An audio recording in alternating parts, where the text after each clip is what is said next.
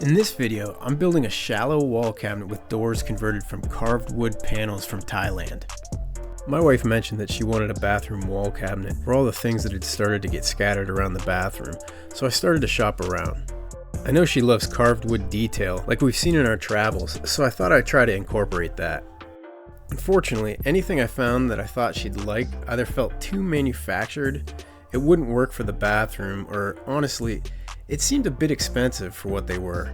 That's when I decided, with the right materials, I could probably build a pretty kick-ass cabinet myself. So I started shopping for the carvings since those were going to make or break this idea. I ended up on Etsy and found a pair of really cool carvings from a shop in Thailand that were perfect for doors. They're made from upcycled teak, which I really like the idea of, and the slightly irregular dimensions and hand-carved variations definitely add some unique character. I was lucky enough to still have some rough sawn black walnut left over from a live edge door I had made for my sauna. Yep, I built a sauna out of cedar fence boards, and it's still one of my favorite projects ever. The black walnut isn't a perfect match to the teak carvings, but it was close enough that the different woods look really nice together. I started by using my planer to smooth and dimension the rough sawn boards. For the boards I was using for the outside pieces of the cabinet, I made them 3/4 inch thick, and the pieces I was going to use for the shelving I made 5/8 inch thick. There's no reason I made the shelves thinner other than the fact that some of the leftover lumber was already 5/8 inch thick, and I figured the thinner wood would work better as shelves. Normally, I'd have my planer hooked up to dust collection, but I figured, hey, who cares? I'm outside and it's all snowy. That was pretty dumb. I made a huge mess. After I had the boards planed, smooth, and at the correct thickness, I cut them to width using my table saw. I was aiming for the finished cabinet to be no more than 8 inches deep, so I decided to cut the top, bottom, and side pieces to 7 3/8 inches wide, and the pieces for the shelves to 7 inches wide. I came up with the cabinet board dimensions based on 8 inches minus door depth minus hinge depth minus a little wiggle room. The shelf depth is the 7 3/8 inch cabinet depth minus the recess for the back panel minus a little more wiggle room. I know, it's a bit confusing, but trust me, it works. After cutting the boards to width, I cut the 3/4 inch boards to length for the cabinet. Because the wood carvings were slightly irregular, I based the overall cabinet dimensions on what the doors could cover and still have a little overhang on the bottom for opening the doors. I did that since I didn't really want to add any handles. Unfortunately, my miter saw isn't big enough to cut through the entire board at one time, so I had to flip the board over and finish the cut with a second pass. I tried my best, but the double cut sometimes left small imperfections that I needed to sand smooth so I could get a good glue up.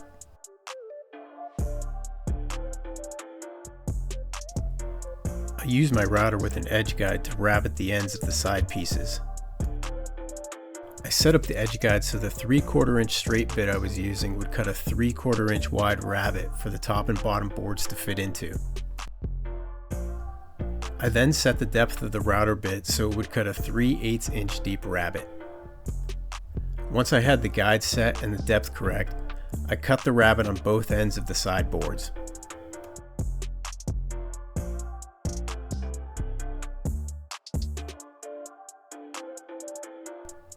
Then I used the chisel to clean up any uneven parts. I quickly tested the fit for the top and bottom boards and moved on to making the recess for the back panel. For the back panel, I set my router on the actual plywood so I could set the bit to the correct distance from the guide edge. Never trust the advertised dimensions. I didn't bother changing the router bit since I just adjusted the edge guide so the bit would only cut what I needed for the plywood thickness. I left the router bit at the same depth so I would still cut the recess 3/8 inch deep. I ran the router on the back edge of both side boards, the top and the bottom boards, so they all would have the recess for the plywood to sit in when put together. Now that I had the final cabinet dimensions and the recess cut, I cut a piece of plywood to fit. After each cut, I tested it against the side and back pieces to make sure it was going to fit properly because I don't always trust my measurements either. Apparently I have some trust issues.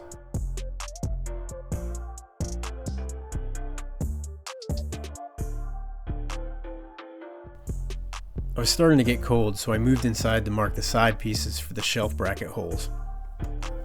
A trick I like to use that can sometimes save a little time is to use a piece of pegboard to mark the hole locations. I line the pegboard up with the edge of the board, pick the line of holes that makes the most sense, and mark each hole. I do this for 2 lines of holes, one towards the front of the board and one towards the back. Once I have all the holes marked, I usually pick the hole spacing that works best and erase or cross out the rest. Then I use a square to draw lines across the center of the hole markings to get a good point for drilling. Once I had everything marked for the shelf bracket holes, I set up the proper size drill bit at the depth required for the shelf brackets and drilled at each mark.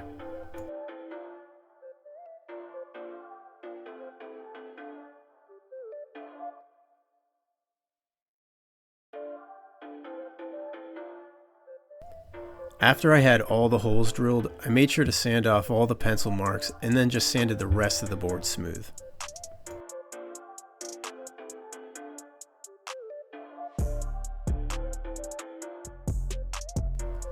After everything was sanded, I went back inside to glue the top, bottom, and sides of the cabinet together. I just smoothed glue out in each of the rabbets and loosely clamped everything in place. After everything was clamped, I dropped the back panel in place just to help true everything up. After a couple of quick measurements and small adjustments, just to make sure things were square, I tightened all the clamps. I let the glue dry a while so that nothing would easily shift. Then I cut a 1.5 inch wide board to match the inside width of the cabinet. This is the nailer board for hanging the cabinet later on. I put a couple pocket holes in each end and screwed it in place at the top back of the cabinet. I was careful not to interfere with the recess the back panel was going to fit into. I left the cabinet clamped and let the glue dry overnight. The next morning, I unclamped the cabinet and sanded everything smooth, focusing mostly on the joints.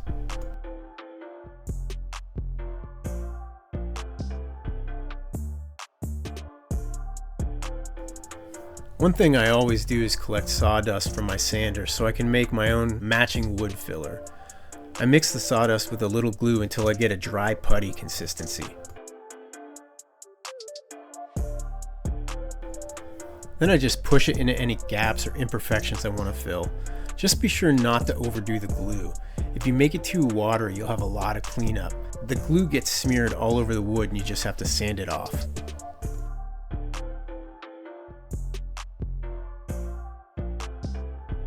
Once the filler was dry, I just did a quick sand of all the filled spots to make them smooth again.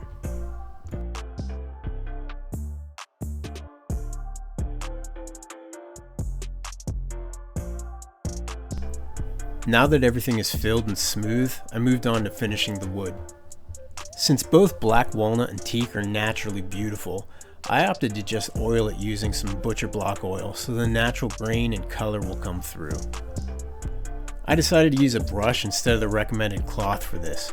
The walnut was pretty dry, so I figured a little extra oil wouldn't hurt, and I didn't think the cloth would handle the texture of the carved teak very well. It worked out okay, but the extra oil from the brush took a lot longer to dry.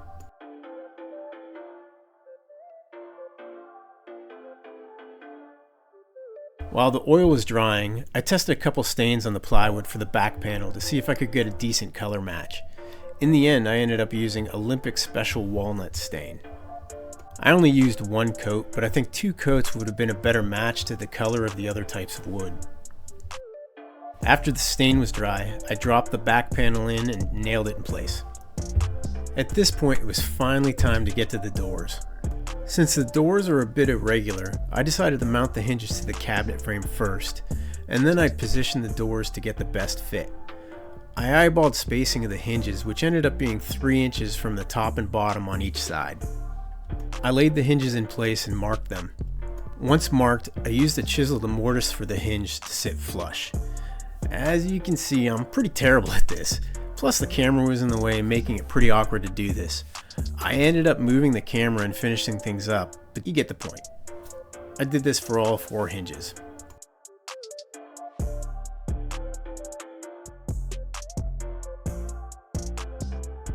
Once the mortises were done, I marked the hinge holes, pre-drilled, and then screwed them in place.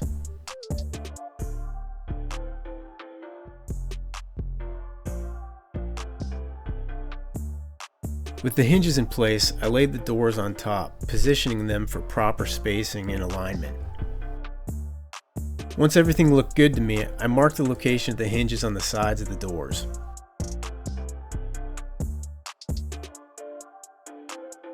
Then I removed and used one hinge to mark the proper position and holes for each of those spots.